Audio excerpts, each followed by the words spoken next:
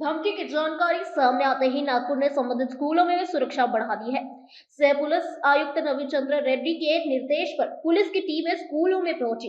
इसके बाद बम detection and disposal squad और डॉग स्क्वाड की मदद से स्कूल परिसरों की सघन तलाशी ली गई।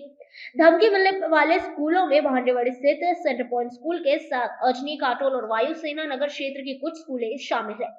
इसके अलावा नागपुर जिला न्यायालय को भी इसी तरह की धमकी मिलने की जानकारी सामने आई है। धमकी भरे ईमेल में स्कूलों पर विद्यार्थियों के बीच राष्ट्रीय स्वयंसेवक संघ के विचार थोपने का आरोप लगाया गया है। ईमेल खालिस्तानी संगठन के नाम से भेजा गया बताया जा रहा है। सुरक्षा के मद्देनजर स्कूल परिसरों को खाली कराया गया और पुलिस ने जांच शुरू कर दी।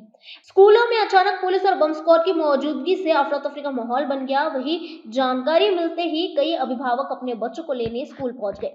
हालांकि पुलिस और सुरक्षा एजेंसियों की जांच में अब तक किसी भी स्कूल में बम या कोई संदिग्ध वस्तु बरामद नहीं हुई है। फिलहाल पुलिस धमकी भरे ईमेल की भी तकनीकी जांच कर रही है और ये पता लगाने की कोशिश की जा रही है कि आखिर ये ईमेल किसने और कहां से भेजा। नागपुर की 12 स्कूलों को मिली इस धमकी के बाद सुरक्षा व्यवस्था कड़ी कर दी गई है। बम नहीं मिलने से राहत जरूर है, लेकिन धमकी के स्रोत और इसके पीछे की साजिश का पता लगाने के लिए पुलिस जांच कर रही है।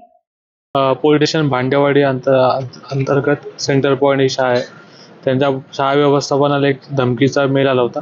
त्या अनुषंगाने भांडेवाडी पोलीस स्टेशनचा स्टाफ त्यासोबतच BDS पथक बॉम्ब शोधक पथक आले होते. बॉम्ब शोधक पथकाने पूर्ण शाळेची तपासणी केली. कोणत्याही संशयित वस्तू आढळून आल्या नाही.